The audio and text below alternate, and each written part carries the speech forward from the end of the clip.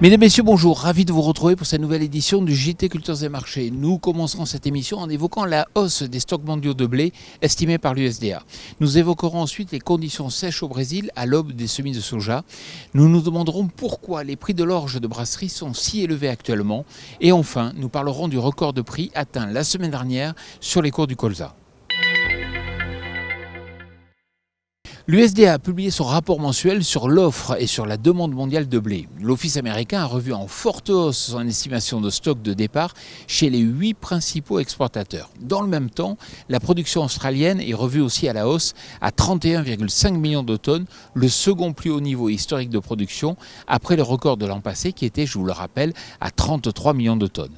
Mais la surprise de ce rapport vient de la révision à la hausse de la production européenne à 139 millions de tonnes, soit bien supérieur aux estimations de bon nombre d'analystes. Si dans le même temps la demande reste au rendez-vous, la situation s'alourdit tout de même sur les bilans mondiaux de blé. Gardons en tête que les fondamentaux restent globalement porteurs, notamment en ce qui concerne les qualités meunières. Les semis de soja débutent prochainement au Brésil et les conditions sèches inquiètent. Les précipitations des dernières semaines sont insuffisantes dans la zone de production de soja et les prévisions météo n'annoncent pas de pluie dans les 2 prochaines semaines. Au contraire, de fortes chaleurs sont attendues avec des températures pouvant atteindre 40 degrés Celsius par endroit. Le début du cycle du soja sera donc à surveiller attentivement dans les prochaines semaines. De nouvelles tensions pourraient voir le jour alors que le complexe oléagineux est déjà très tendu. Les prix de l'orge brassicole flambent et atteignent de nouveau plus haut depuis 10 ans. Les faibles disponibilités au Canada et la dégradation qualitative des récoltes européennes apportent une importante tension sur le marché mondial. Du côté de la France, les organismes stockeurs continuent d'alloter et il y a peu de disponibles à l'export.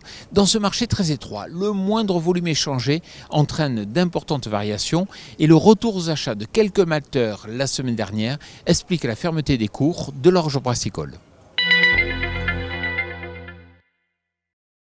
Le colza atteint début septembre un nouveau record de prix à 581,5 € par tonne sur l'échéance novembre d'Euronext. Les cours profitent en effet de la flambée des cours du biodiesel et de l'huile de colza, permettant aux marges de trituration de se maintenir. Dans ce contexte, les triturateurs sont motivés à trouver de la graine de colza pour la transformer. Face à cela, les disponibilités sont très faibles du côté du Canada, principal exportateur mondial. Un rationnement de la demande par une augmentation du prix de la graine est alors indispensable au vu de la tension des bilans. Voilà, le JT Culture Marché, c'est terminé. Je vous souhaite bien sûr une excellente semaine.